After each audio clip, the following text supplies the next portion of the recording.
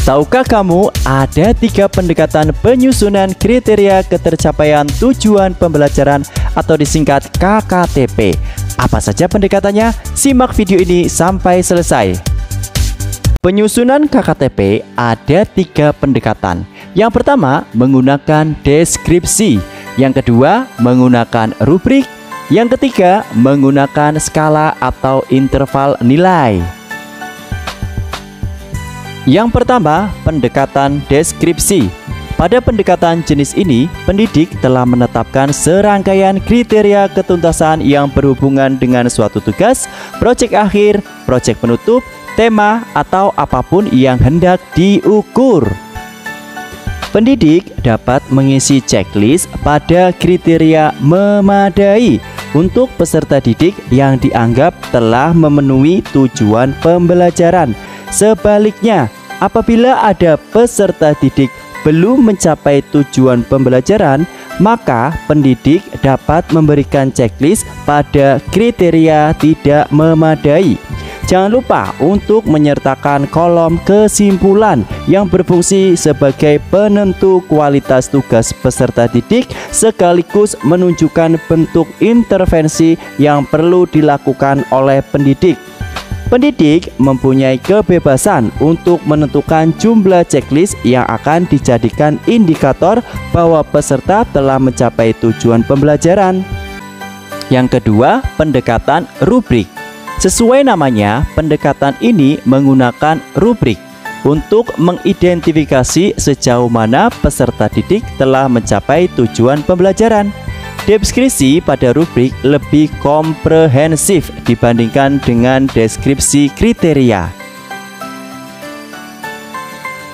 Pada contoh di atas, ada 4 tahap pencapaian, yaitu baru berkembang, layak, cakap, dan mahir.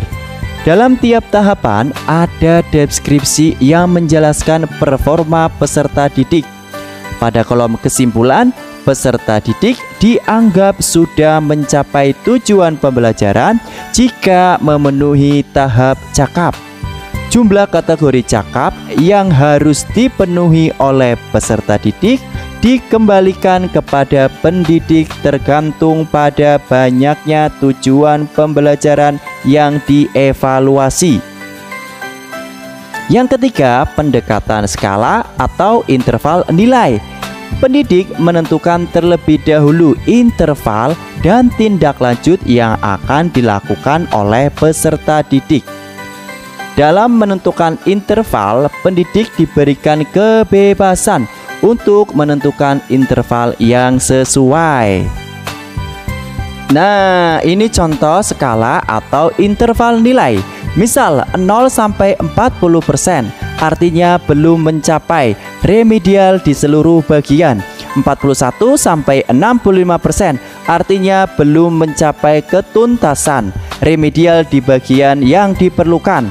66 sampai 85%, artinya sudah mencapai ketuntasan, tidak perlu remedial. 86 sampai 100%, artinya sudah mencapai ketuntasan, perlu pengayaan atau tantangan lebih.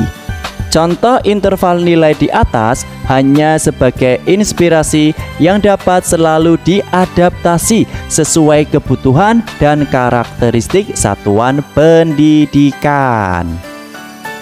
Sebagai penutup, dalam menentukan keputusan ketercapaian tujuan pembelajaran, seperti pada kolom kesimpulan, pendidik perlu saling berdiskusi untuk menyamakan persepsi berdasarkan data siswa di sekolah dan pengetahuan profesional antar guru. Oke, itu dia 3 pendekatan penyusunan KKTP. Semoga bermanfaat.